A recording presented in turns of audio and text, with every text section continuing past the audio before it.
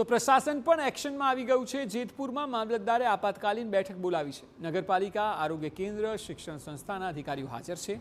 આંચકાઓને પગલે શાળાઓમાં રજા જાહેર કરાઈ છે અને શિક્ષકો, તલાટીઓ તથા આરોગ્ય સ્ટાફને હાજર રહેવા સૂચના આપી છે। કોઈપણ ભૂકંપને લઈને ભય ન ફેલાવે તેનું ખાસ માર્ગદર્શન અપાયું છે, સૂચના અપાઈ છે। નગરપાલિકા દ્વારા કંટ્રોલ રૂમ પણ શરૂ કરવામાં આવ્યો છે।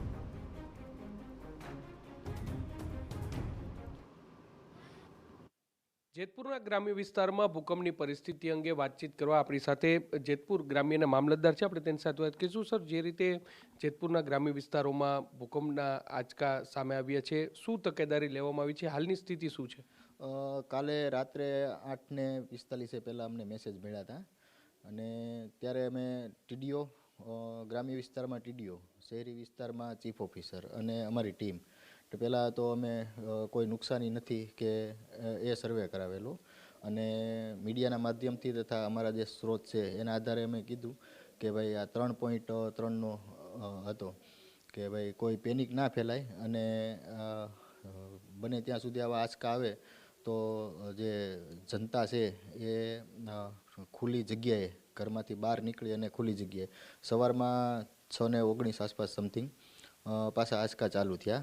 9:45 સુધી અમારી પાસે 5 રિપોર્ટ આવ્યા એટલે અમે તાત્કાલિક emergency TDO, chief officer, health, school, કોલેજની મિટિંગ બોલાવી અને તમામ તલાટીઓને ગ્રામ્ય કક્ષાએ રહેવા અને કોઈ પેનિક ના ફેલાય ખાસ તો અને ખુલ્લી જગ્યા અને એક મેસેજ એવો હતો કે ભાઈ બાળકો છે એટલે જર્જરી સ્કૂલો હોય એમાંથી તાત્કાલિક સ્કૂલના મેદાનમાં જ શિક્ષણ કાર્ય રે એવો મેસેજ પહેલાં અમે કન્વે કર્યો હતો, પણ ત્યાર પછી ગંભીરતા ધ્યાને લેતા સ્કૂલોમાં 1 દિવસની તમામ રજા જાહેર કરી છે અને ટીચરોને ઇવન સ્કૂલમાં હાજર રહેવાનું છે કે ગ્રામ્ય કક્ષાએ તમારે સલામતીના સ્થળ તરીકે ત્યાંના મેદાનો જ અનુકૂળ આવે અને ખાસ કરીને ક્યાંય પેનિક ના ફેલાય ખોટું એવો અમે મીડિયાના માધ્યમથી અને અમારા તલાટી અને ગ્રામ્ય કક્ષાએ, સિટી કક્ષાએ ચીફ ઓફિસરને એક રિક્ષા ફેરવવાનું અમે કીધું છે। સર, ખાસ કરીને હાલની સ્થિતિ શું છે? જે રીતે જે ભૂકંપના આંચકા આવ્યા, આમ તો ઓવરઓલ 21 જેટલા ભૂકંપના આંચકા આવ્યા છે, જેતપુર ગ્રામ્ય વિસ્તારમાં 5 જેટલા નોંધાયા છે।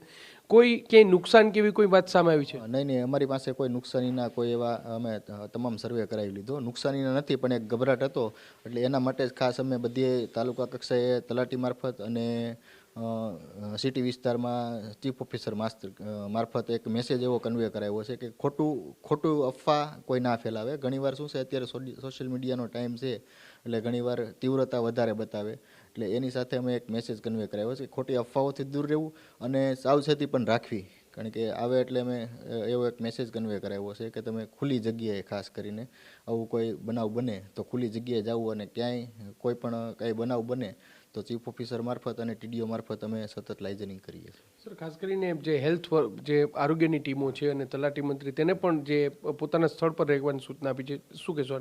આ તલાટીઓને હેડક્વાર્ટરમાં રહેવા માટે હેલ્થને પોતાની પૂરતી દવાથી માંડી અને જે ઇમરજન્સીમાં જે ઉપયોગી હોય એ બધા સાધનો સાથે સ્ટેન્ડ બાય રહેવા હોસ્પિટલમાં અથવા તેમના જે MSW હોય છે એમને પણ સૂચના આપી દીધી છે। સ્પષ્ટપણે એટલે જે જેતપુરના ગ્રામ્ય વિસ્તારની વાત કરવામાં આવે તો જેતપુરના ગ્રામ્ય વિસ્તારમાં કુલ 5 જેટલા ભૂકંપના આંચકા છે તે નોંધાયા છે અને ઓવરઓલ જે 4 તાલુકામાં 21 જેટલા ભૂકંપના આંચકા છે તે નોંધાયા છે, જેને લઈને વહીવટી તંત્ર છે તે એલર્ટ મોડ પર છે। શિક્ષણ વિભાગ હોય, આ ઉપરાંત ચીફ ઓફિસર એટલે કે નગરપાલિકાનો સ્ટાફ હોય, આરોગ્ય વિભાગ હોય અને જે મામલતદાર કચેરીનો સ્ટાફ છે તેમની એક મિટિંગ છે તે પણ કરવામાં આવી છે। લોકોને કોઈ પણ પ્રકારનું ગભરાવાની જરૂર નથી, પરંતુ સાવચેતી રાખવાની એટલી જ જરૂર છે ને એટલા માટે જ વહીવટી તંત્ર છે તે એલર્ટ મોડ પર જોવા મળી રહ્યું છે। અત્યાર સુધીમાં કોઈ પણ પ્રકારનું નુકસાન છે તે સામે આવ્યું નથી, પરંતુ સતર્ક રહેવું ખૂબ જ જરૂરી છે ને તેને લઈને વહીવટી તંત્ર છે તેમના દ્વારા તમામ જરૂરી પગલાં લેવામાં આવી રહ્યા છે। કેમેરા પર્સન ભાવેશ લશ્કરી સાથે મોહિત ભટ્ટ, TV9 જેતપુર।